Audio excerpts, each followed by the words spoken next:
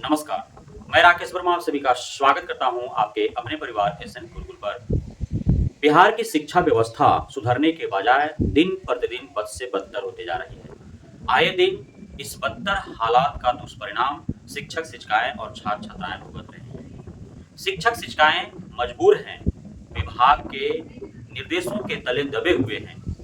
विभाग जिस प्रकार से एक छोटी सी भूल पर कार्रवाई कर रही है, उस खौफ में जी रहे हैं और वे अपने ऊपर हो रहे शोषण, प्रताड़ना एवं जो मजबूरी है उनके साथ, जिस हालात में वे ड्यूटी कर रहे हैं, जान जोखिम में डाल करके, उसके विरुद्ध हो आवाजें नहीं उठा पा रहे हैं। शिक्षा विभाग के खिलाफ वे बोल नहीं पा रहे हैं, क्योंकि जिस प्रकार से कार्रवाइयां हुई है कुछ नेतृत्वकर्ताओं के खिलाफ, शिक्षा विभाग ने उन्हें सिर्फ इस वजह से निष्कासित कर दिया क्योंकि शिक्षकों की हद में वो बातें करते थे, क्योंकि शिक्षा विभाग के अधिकारियों के खिलाफ वे बोला करते थे और जिसका दंड स्वरूप उन्हें नौकरी से निकाल दिया गया, उन्हें निष्कासित कर दिया गया। तो भला कौन नौकरी दांव पर लगा करके और अपने हक में बात करे, कौन शिक्षा विभाग के अधिकारियों के विरुद्ध आवाजें उठाए, कौन सरकार के विरुद्ध बात करे। छात्र छात्राएं भी मजबूर हैं, वे भी बच्चे हैं, नासमझ हैं, वे भी सरकारी फरमानों एवं विभाग के दिशा निर्देशों के तले दबे हुए हैं। वे भी एकजुट नहीं हो पा रहे हैं, उनका कोई मार्गदर्शन करने वाला नहीं है। शिक्षक एकजुट नहीं हो पा रहे हैं। शिक्षक संघ भी कई अलग अलग गुटों में बटे हुए हैं, अलग अलग धाराओं विचारधाराओं में बटे हुए हैं और छात्र छात्राओं, शिक्षक शिक्षिकाओं के अनेकता, इनकी खंडता का ही लाभ उठा करके और विभाग एवं सरकार नाजायज फायदा उठा रही है। इसलिए मैंने पूर्व में भी, चाहे वे अभिभावक शिक्षक शिक्षिकाओं के हों या फिर छात्र छात्राओं के हों, उनसे अनुरोध किया था, आग्रह किया था कि अभिभावक गण ही यदि चाहेंगे तभी सरकार एवं विभाग की नींद खुलेगी। जो आंख पर पट्टी बांध करके छात्र छात्राओं, शिक्षक शिक्षिकाओं को मौत के मुंह में ढकेल रही है, उसे लेकर के वे सजग और सतर्क होगी एवं उचित कार्रवाई कर पाएगी।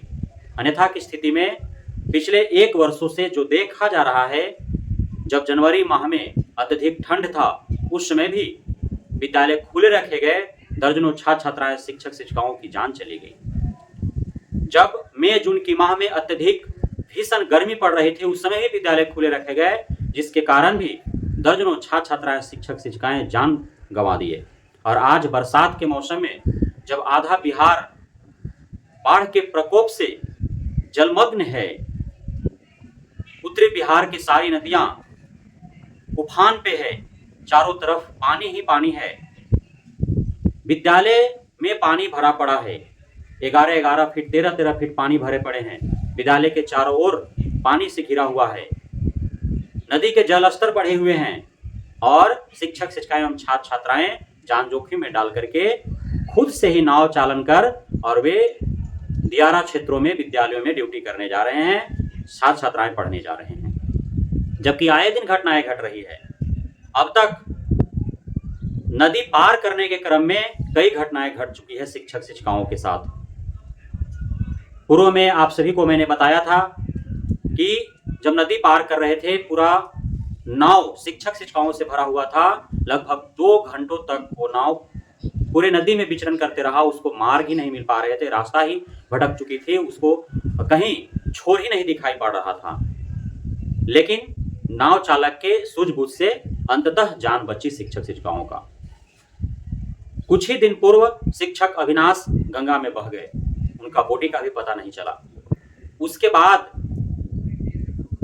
पटना जिला के डीएम के द्वारा एवं शिक्षा विभाग के अपर मुख्य सचिव के द्वारा भी दियारा क्षेत्रों के जितने भी घाट है जहां से शिक्षक शिक्षिकाएं, छात्र छात्राएं विद्यालय जाते हैं, वहां पे पूरे प्रबंधन हेतु पत्र जारी किए गए, लेकिन सिर्फ पत्र ही वह जारी हो पाया, वह कागजाती प्रबंधन ही बन करके रह पाया, धरातल पर कुछ भी नहीं उतर पाया।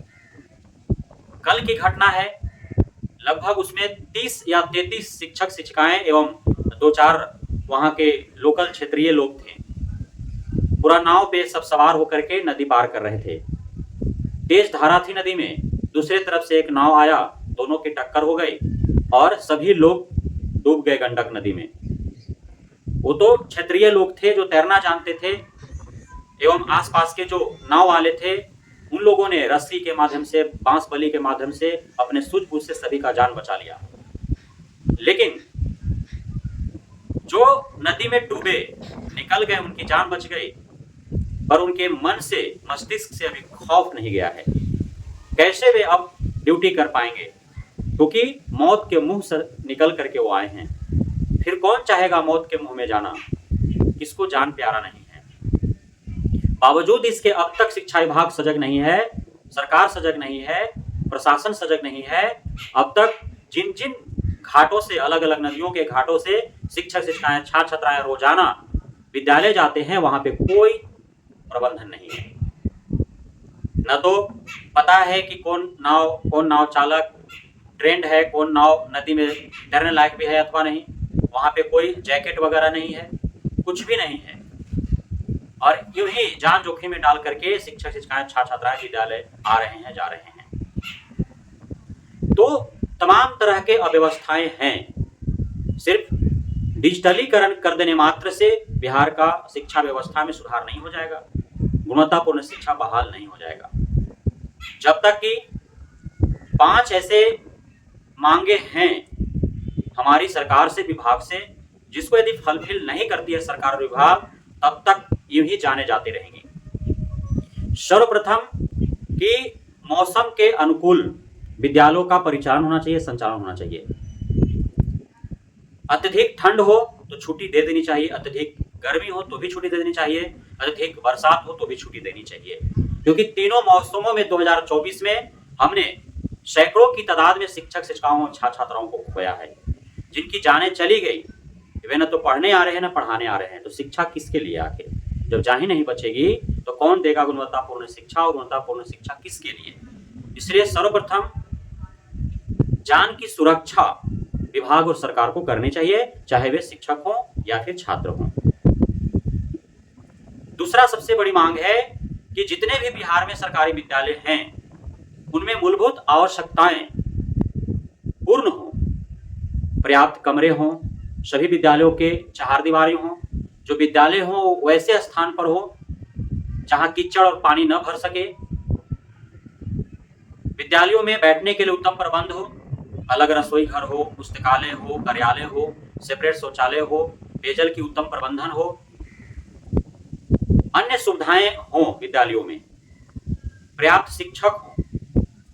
तीसरा जो सबसे बड़ी मांग है कि जो शिक्षक शिक्षिकाएं हैं, चूंकि अब औरंगाबाद के शिक्षक शिक्षिका को यदि हम पश्चिमी चंपारण में भेजते हैं, पश्चिमी चंपारण के शिक्षक शिक्षिका को हम आकर के औरंगाबाद में पोस्टिंग करवा दें, तो इससे गुणवत्तापूर्ण शिक्षा बहाल नहीं होने वाला है। जो जिस जिला के शिक्षक शिक्षिकाएं हैं उन्हें उन्हीं जिला में पदस्थापित किया जाए, और साथ ही जो दियारा क्षेत्र के हैं, जो पहाड़ी क्षेत्र के हैं, जो जंगली क्षेत्र के हैं, चूंकि वहां पे वे बचपन से रहे हैं, जन्म जन्मांतर का उनका लगाव है उस एरिया से, साथ ही अब उस क्षेत्र विशेष को भली भांति समझते हैं, जानते हैं। वहां पे जो भी मौसम का हालात होता है उससे निपटने की उनकी बचपन की ट्रेनिंग होती है, अनुभव होता है उनके पास, तो उनको उन्हीं के क्षेत्रों में पदस्थापित किया जाए। ऐसा ना हो कि यहाँ का शिक्षक को वहां, वहां का शिक्षक को वहां, ऐसे परेशानी बढ़ रही है। अब जो कभी नाव पर चढ़ा नहीं है उसको उफान मारती नदी में नाव पर चढ़ना पड़ रहा है, बल्कि खुद से नाव चलाना पड़ रहा है। कैसे भला वो ड्यूटी के लिए जाएंगे? सोचने और समझने वाली बात है। जितने भी दियारा क्षेत्र के विद्यालय हैं, यदि अत्यधिक बारिश हो, बाढ़ के प्रकोप से वो पूरे जलमग्न हो चुके हों, जल भर चुका हो विद्यालयों में, जल से घिर चुके हों, जब वहां पे पठन पाठन कार्य हो ही नहीं पाएगा तो विद्यालय खोल करके और बेमतलब फालतू के शिक्षक शिक्षिकाओं को प्रताड़ित करने से क्या मतलब निकल जाता है। अधिक ठंड पड़ता है तो भी अभिभावक गण अपने बच्चों को नहीं भेजते हैं विद्यालय, अधिक भीषण गर्मी पड़ता है तो भी बच्चों को अभिभावक गण नहीं भेजते हैं विद्यालय। जहाँ पे विद्यालय पानी से घिरा होता है, जहाँ पे विद्यालयों में पानी भरा होता है, बाढ़ वाले क्षेत्र में जो विद्यालय हैं, नदियां का जल स्तर जब बढ़ जाते हैं वहां पे छात्र छात्राओं को अपने अभिभावक भेजते नहीं हैं। तो फिर उन विद्यालयों को उस समय में खोलने से क्या मतलब निकल जाता है? कोई मतलब है नहीं। तो उसके अनुकूल विद्यालय चलाए जाने चाहिए, संचालित होने चाहिए। तो इस प्रकार से सारे व्यवस्थाएं सुदृढ़ हों, तभी शिक्षा में सुधार हो सकते हैं। और अब बिहार के जो अभिभावक हैं, जिनके बच्चे सरकारी विद्यालय में पढ़ रहे हैं, जिनके यहाँ का कोई भी परिवार का सदस्य वो बिहार के सरकारी विद्यालय में पढ़ा रहे हैं, अब उनको मुहिम छेड़ने की आवश्यकता है शिक्षा विभाग और बिहार सरकार के खिलाफ। छात्र छात्राएं, शिक्षक शिक्षिकाएं मजबूर हैं, वे यूनाइट नहीं हो पा रहे हैं, साथ ही विभागीय कार्रवाई से डरे सहमे हैं, कोई विभाग और सरकार के खिलाफ बोलने का हिमाकत नहीं कर पा रहा है। इसलिए सभी अपने 5 सूत्री मांगों को लेकर के जितने भी बिहार के अभिभावकगण हैं, वे अपने अपने गांवों, अपने अपने कस्बे, अपने अपने मोहल्ले के सरकारी विद्यालयों में ताला जड़ें और अल्टीमेटम दे। सर्वप्रथम अल्टीमेटम दे सरकार और विभाग को कि 1 हफ्ता 10 दिन के अंदर यदि सारे बुनियादी सुविधाएं उपलब्ध नहीं कराई जाती हैं, सुधार नहीं होते हैं सारे अव्यवस्थाएं, तो 1 हफ्ता 10 दिन के उपरांत पूरे बिहार भर के जितने भी सरकारी विद्यालय हैं 72,000 के आसपास, सभी में ताले जड़ दिए जाएंगे। क्योंकि फर्ज और अयोग्य शिक्षकों को भर करके कौन सा गुणवत्तापूर्ण शिक्षा प्रदान कर रही है सरकार? पारदर्शी तरीके से योग्य और सही शिक्षकों की भर्ती हो, जो पूरे शिक्षा विभाग में भ्रष्टाचार व्याप्त है उस पर लगाम लग सके, पूरे भ्रष्टाचार मुक्त हो शिक्षा विभाग, जो भर्तियां हो रही है उसमें पारदर्शिता बरती जाए, सभी शिक्षकों का बहाली सही तरीके से हो, योग्य और सही शिक्षकों की भर्ती की जाए।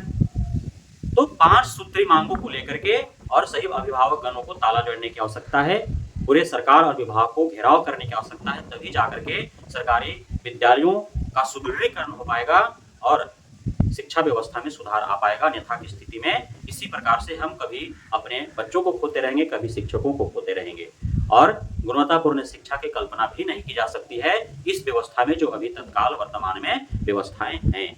बहुत बहुत धन्यवाद आप सभी साथियों का हमारे साथ जुड़े रहने के लिए, बने रहने के लिए, तैयार रहने के लिए।